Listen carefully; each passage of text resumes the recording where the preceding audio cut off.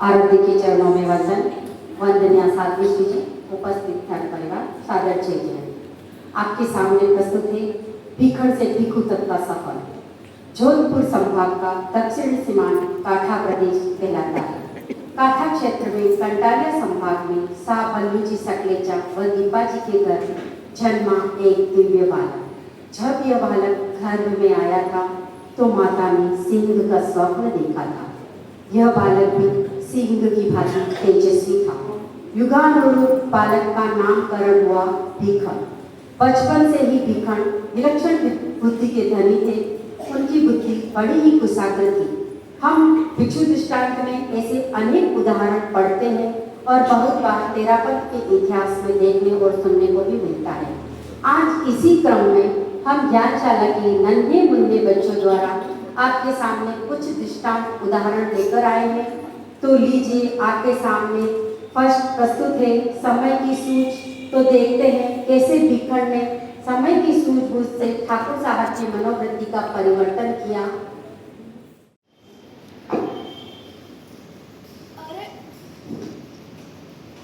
अरे भाई भीखण, अब तो मेरी कमर जवाब दे रही है।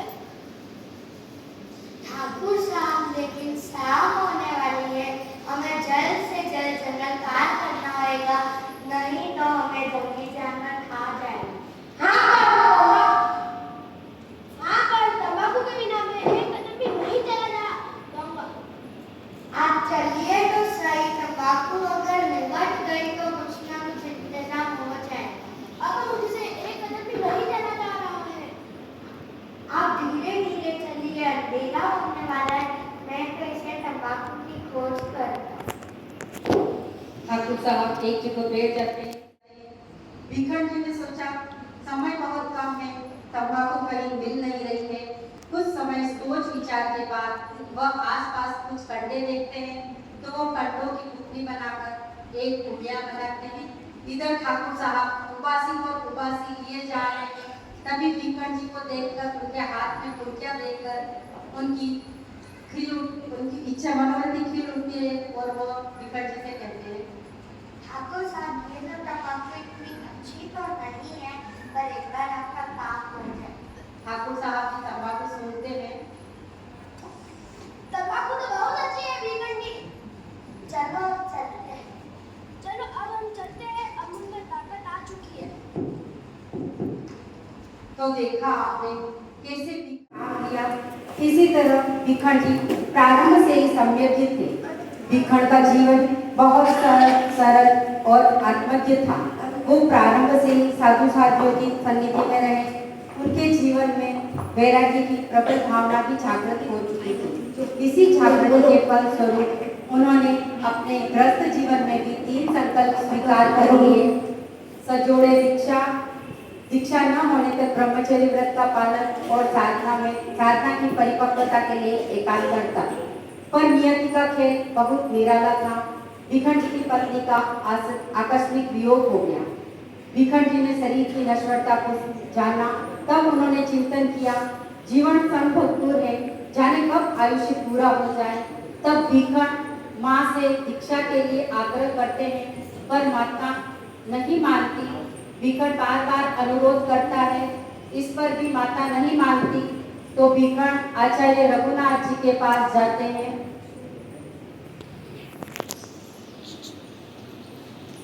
और आचार्य रघुनाथ जी से आग्रह करते हैं माता को समझाने के लिए।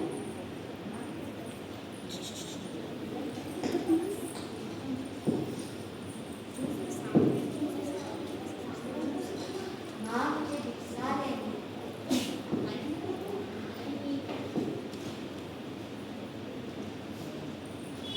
माँ, मुझे दीक्षा लेने के लिए मना। चलो तुम्हारी माँ से मिल गया। आचार्य रघुनाथ जी माता से मिलने के लिए घर पर पधारते हैं।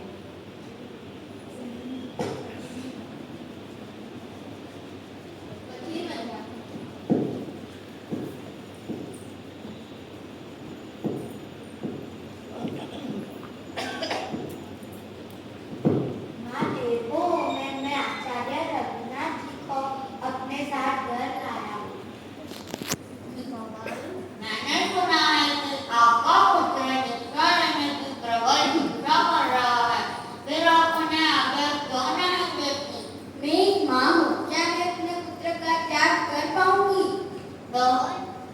बहुत साधुओं को और दान देने वाले तो बहुत मिल जाएंगे, पर अपनी संतान को धर्म की वेदी पर चढ़ाने के लिए कोई असाधारण पूर्णवाणी आगे आती है। परंतु गुरुदेव, जब ये गर्भ में आया तब मैंने सिंह का सपना देखा था और पंडित जी ने कहा कि ये राजा बनेगा, राजा। बीकाबाई, आपका सपना तो सत्य हो रहा है।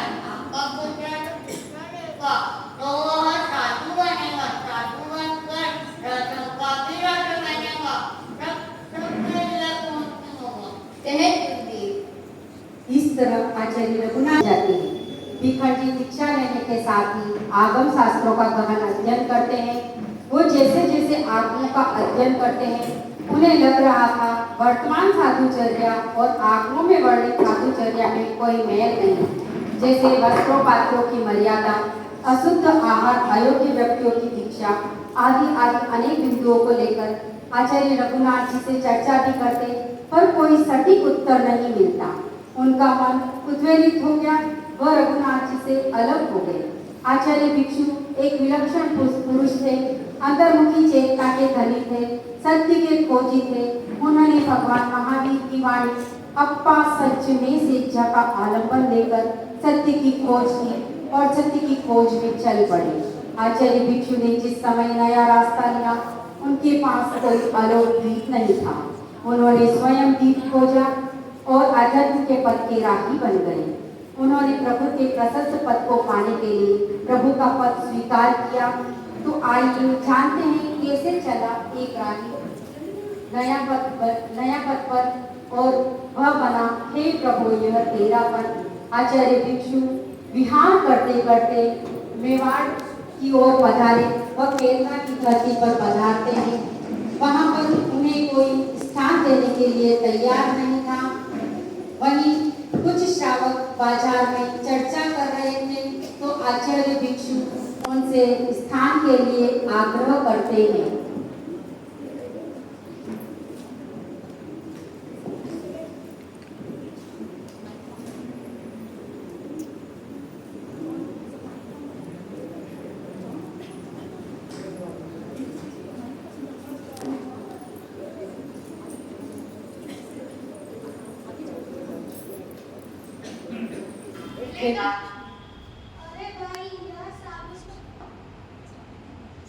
अरे भाई यह साबुन तो लगता है यहाँ रहने की हट करके आए हैं।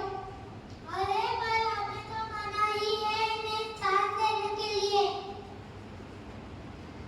मैंने एक उपाय सोचा है जिससे सांप भी मर जाएगा, लाठी भी नहीं टूटेगी। कैसा उपाय? अरे वो अंधेरी कोठी है ना मंदिर के पास वाली, वहाँ कोई घूमने भी नहीं जाता है, वही स्थान दे देते हैं। हाँ यही ठीक है। सभी स्वामी जी के पास जाते हैं। स्वामी जी, हमारे पास एक स्थान है, यह कोठरी। अब आप स्वयं चिंतन कर ले कि आपको यहाँ रहना है या नहीं। इनसे प्रार्थना करना स्वीकार हो, वो स्थान की चिंता नहीं करते। अगर आपकी आज्ञा हो तो हम यहाँ रह लेंगे।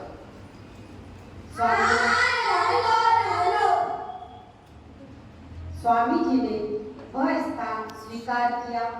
सभी अपनी एकांत साधना में लीन हो गए।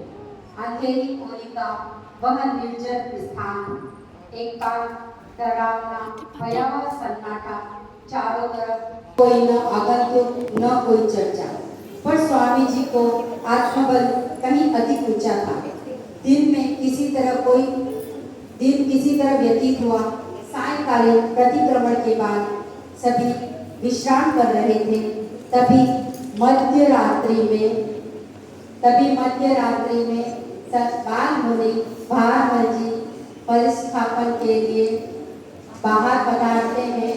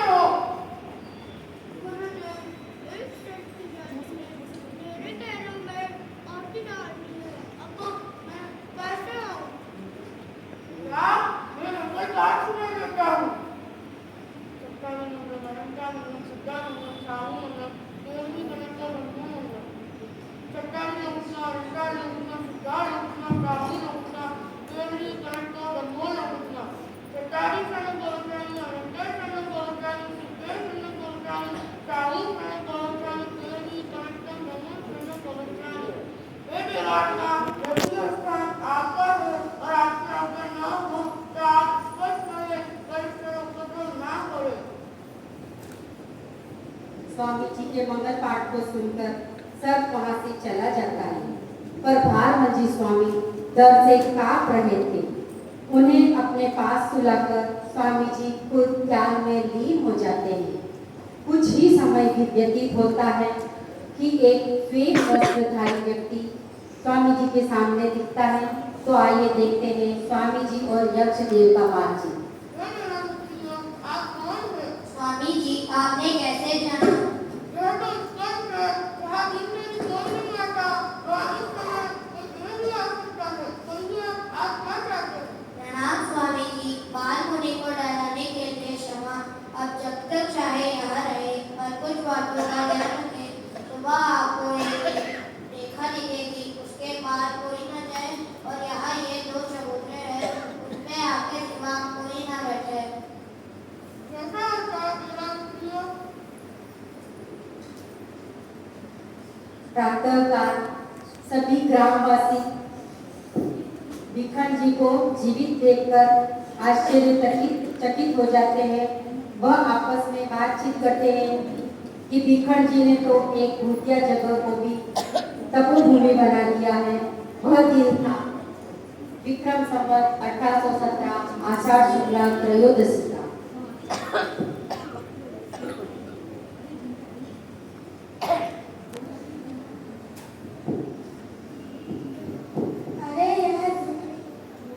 अरे यार जिंदा है।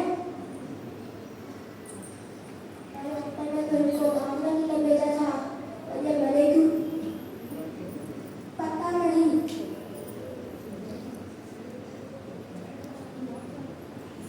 अनंतों की आत्मा जो भी काफी में रहकर बात नियम स्वीकार करते हैं।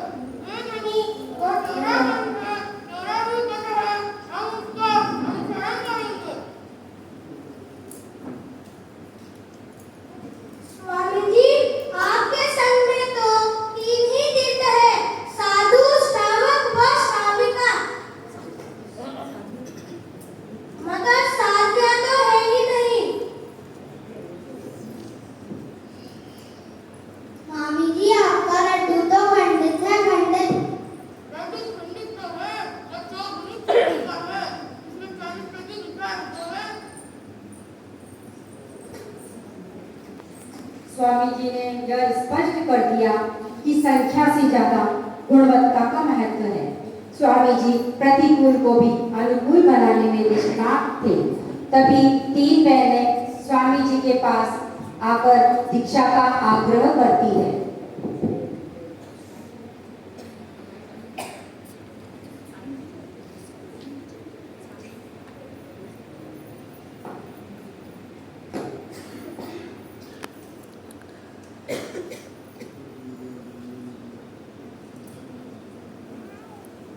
स्वामी जी, हम तीनों बहनें दीक्षा लेना चाहती हैं। दोनों नए नियम के अनुसार 3 संख्या का साथ देना अनिवार्य है।